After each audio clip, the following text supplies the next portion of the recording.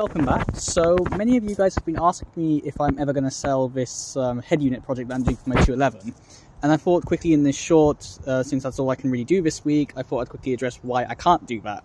So as you can see from the boot here, I've got this absolute mess of wiring. So this is the stock audio harness for the 211 audio gateway. So that has some power adapters coming out of it to banana leads. That's the only thing in this whole wiring loom which came with the car.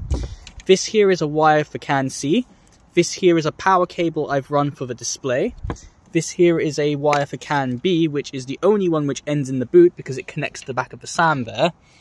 Then I've got two aerial cables for the Wi-Fi and Bluetooth antenna, since having the PC mounted in the boot means that it can't get any signal from your phone for Bluetooth, so I have to run these through the firewall of the car.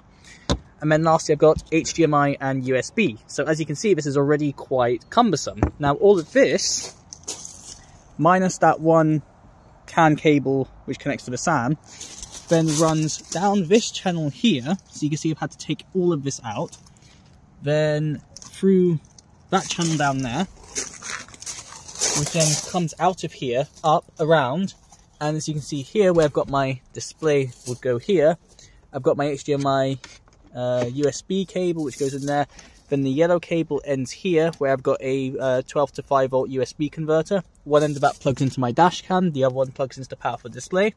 The CAN connection for CAN C terminates in here, where the CAN C distributor is.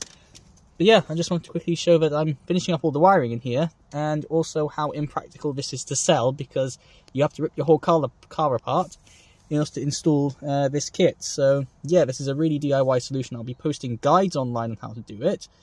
But I'm not going to sell it. But yeah, that's about it for this one. So see ya. Bye.